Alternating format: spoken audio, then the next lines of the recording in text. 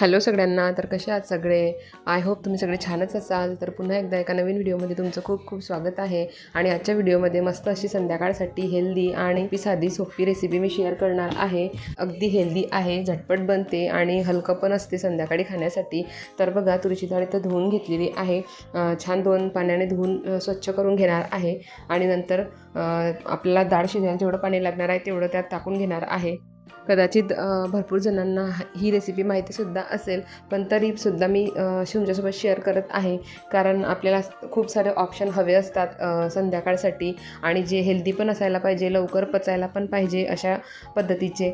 तर म्हटलं चला तुमच्यासोबतसुद्धा शेअर करते. आणि बघा, मला आवश्यक तेवढं पाणी मी आता डाळमध्ये टाकून घेतलं. आणि आता त्या डाळमध्ये थोडे शेंगदाणे आणि मस्त हिरवागार पालक कट करून घेतला होता. छान स्वच्छ वॉश केला होता आणि नंतर कट करून घेतला. तो सुद्धा मी त्यात घालणार आहे. बेसिकली डाळ पालक तुम्ही याला म्हणू शकता. डाळ पालकच आहे, पण प्रत्येकाची करण्याची पद्धत वेगळी वेगळी असते. तर मी माझी पद्धत तुमच्यासोबत शेअर करते. आणि तुम्हाला जर अशा रेसिपीज आवडत असतील तर तुम्ही नक्की ट्राय करून बघा. खूप छान आणि टेस्टी लागतात आणि अगदी मस्त छान पोटभर जेवण होतं. तर बघा, थोडी हळद टाकली, थोडं तेल टाकलं आणि आता कुकरला 2 ते 3 शिट्ट्या काढून घेणार आहे. अगदी डाळ स्मॅश होईल मस्त छान रवीने, इथपर्यंत ते शिजवून घेणार आहे. आणि बघा, तोवर एका बाजूला कांदासुद्धा भाजायला ठेवला. आणि भाजीमध्ये अशा भाजलेल्या कांद्याची टेस्ट थोडी वेगळी येते आणि खूप छान लागते. तर कांदा भाजून झाला, कुकरच्या 2 शिट्ट्याही झाल्या. तर एका बाजूला कढई ठेवली. आता कढईमध्ये छान हिरव्या मिरच्या, थोडं लसण, थोडं आलं मी छान सीमवरती भाजून घेणार आहे. तोपर्यंत कांद्याची साल काढून कांदासुद्धा काळं टर्फलवरचं काढून आतमधला भाग थोडा कट करून घेणार आहे. आणि तो सुद्धा थोडा कढईमध्ये अजून भाजून घेणार आहे. म्हणजे आपला सगळा जो मसाला किंवा आपल्याला तयार करायचा आहे ना, तो सगळा एकाच याच्यामध्ये तयार होऊन जाईल. तर बघा, कांदा खूप गरम होता तरीसुद्धा मी कट केला आणि तो असा टाकला. आता थोडं 2 ते 3 मिनटं याला छान भाजून घेणार आहे. थोडं तेल घातलं होतं छान भाजता येते म्हणून. तर बघा, आता असं काहीसं थोडं भाजून घेतलं. मिक्सरचं भांडं घेतलं लगेच आणि थोडं थंड झाल्यानंतर त्यात थोडा कढीपत्ता घेतला आणि आपण भाजलेला जेवढं ते साहित्य होतं ना तेवढं सगळं घेतलं. मिक्सरला बिना पाणी टाकता तसंच वाटून घेतलं. आणि बघा, आता कुकरची वाफसुद्धा गेली होती. तर जे आपण डाळ पालक वगैरे शिजवून घेतलं होतं ते सगळं रवीने स्मॅश करून घेतलं. आणि बघा, आता त्याच कढईमध्ये गॅस लावला खाली कढईच्या, तेल टाकलं आणि आता भाजीला फोडणीसुद्धा घालून घेणार आहे. तर मस्त जिरं मोहरी टाकली त्यामध्ये. आणि जो आपण वाटण केलं होतं ना, मिरची लसूण आलं त्याचं, तर ते सुद्धा वाटण मी त्यात टाकलं.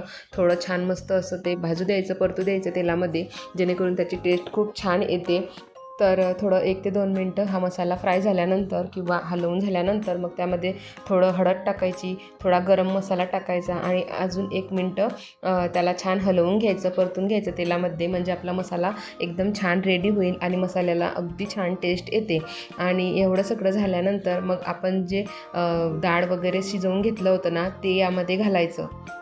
बघा, तर अशा पद्धतीने मी तेच घातलं. आणि आपल्याला जेवढी घट्ट हवी आहे किंवा पातळ हवी आहे त्यानुसार थोडंसं पाणी घालून घ्यायचं, मीठ घालायचं आणि मग उकळी यायला ठेवायचं. उकळी आल्यानंतर मस्त छान 2 ते 3 उकळ्या काढायच्या आणि मग आपली भाजी एकदम रेडी. छान हिरवागार कोथिंबीर घालायचा आणि खाण्यासाठी आपली भाजी एकदम छान रेडी तयार होते आणि खूप छान आणि टेस्टीसुद्धा लागते.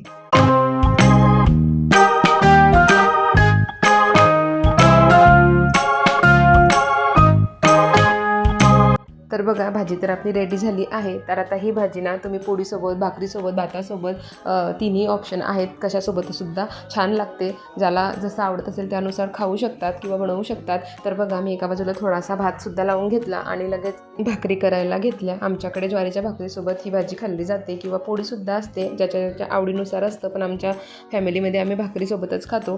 तर बघा, आता भाकरी करून घेते पटापट, तोवर भातही होईल आणि असं जेवण आपलं साधं सोपं पटकन तयार होणार आहे. तर चला, आय होप तुम्हाला ही रेसिपी आवडेल आणि तुम्ही नक्की ट्राय कराल. असेच नवनवीन छान व्हिडिओ बघण्यासाठी चॅनलला सबस्क्राईब करायला अजिबात विसरू नका. व्हिडिओ जर आवडला तर लाईकसुद्धा करा आणि छान छान कमेंटसुद्धा करत जा. तर चला, भेटू अशाच एका नवीन व्हिडिओमध्ये. तोपर्यंत सगळ्यांना बाय.